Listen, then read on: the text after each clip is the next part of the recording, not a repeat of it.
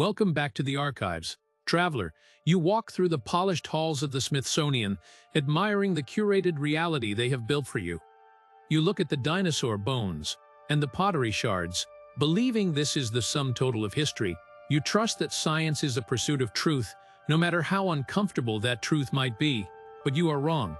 History is not a window, it is a wall. And the architects of that wall, the men who decided what you are allowed to know, buried the most terrifying chapters long before you were born. They realized that some truths are too dangerous for the public mind to process. But you are wrong. History is not a window, it is a wall. And the architects of that wall, the men who decided what you are allowed to know, buried the most terrifying chapters long before you were born. They realized that some truths are too dangerous for the public mind to process. We are talking about biology. We are talking about a divergence in the human family tree that was systematically hunted down, cataloged, and then erased. They want you to believe that humanity has always been small, weak, and alone at the top of the food chain. But the archives tell a different story. In the late 1800s, as settlers pushed west, their plows and shovels hit something harder than rock. They broke into ancient burial mounds, expecting to find arrowheads and beads. Instead, they found femurs the size of oak saplings. They found skulls that required 2 hands to lift. These were not the bones of your ancestors. These were the remains of kings who stood 8, 9, perhaps 10 feet tall. They were the rulers of this continent long before the first maps were drawn. The Smithsonian Institution was sent to investigate. They sent their best men, their guardians of science, to document these finds. But when the reports came back, the tone changed. Excitement turned to dread. The evidence didn't fit the timeline. If these giants existed, then everything we knew about evolution, about civilization, and about the Bible was wrong. The hierarchy of the world was at risk. The decision was made in a smoke-filled room in Washington, D.C. The order was absolute. Do not display, do not publish, destroy. Witnesses from that era, dock workers in New York and Baltimore, whispered of strange cargo. They spoke of massive crates, heavy as lead, being loaded onto government barges in the dead of night. No manifests were signed, no questions were asked.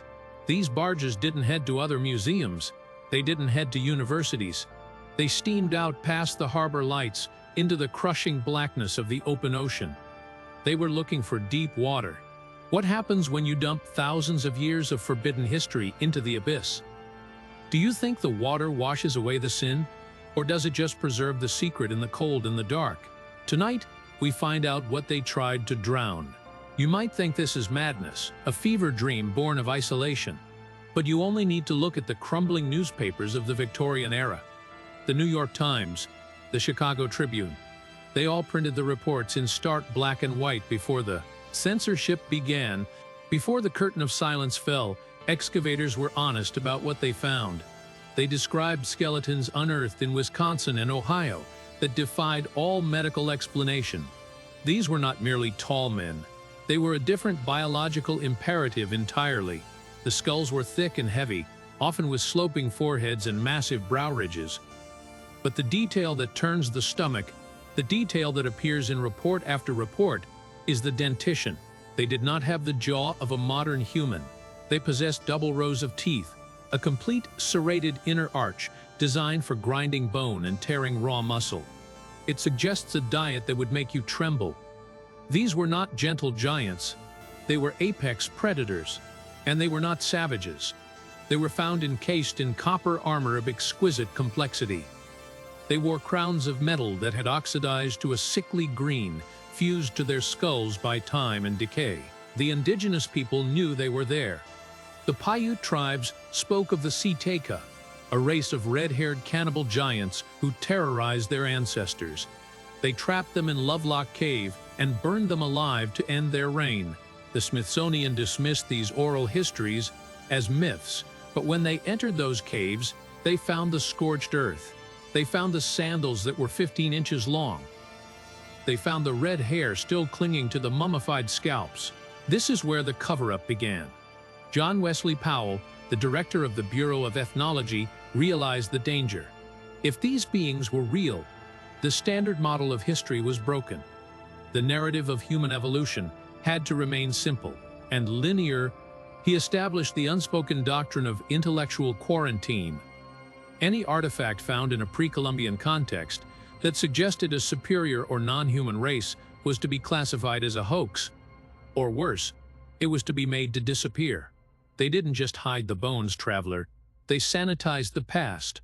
They collected the evidence, the massive femurs, the horned skulls, the copper breastplates, and they crated them up. They prepared them for the long journey to the water. Imagine the weight of those crates. Imagine the smell of dust and ancient decay as they were hauled onto the decks of the ships. They were about to commit the greatest crime against knowledge in human history. The barges drifted miles off the coast, far beyond the shipping lanes where curious eyes might wander. The engines were cut, leaving only the sound of the Atlantic lapping against the rusted iron hulls. Under the cold light of the moon, the final act of the conspiracy took place. Men with grim faces and tired arms pushed the crates to the edge. There was no ceremony, no prayer for the dead, just the heavy splash of wood hitting water, over and over again. Thousands of years of biological history were consigned to the waves. They watched as the bubbles rose and popped, swallowing the proof that we are not alone in history. The crates sank past the sunlight zone, past the twilight, down into the crushing pressure of the midnight zone.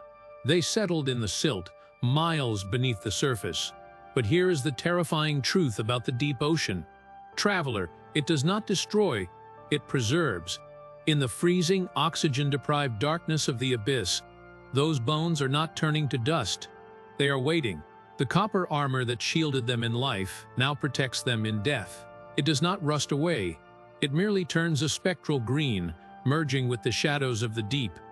The Si-Te-Cah, the Nephilim, the giants, they are all still there.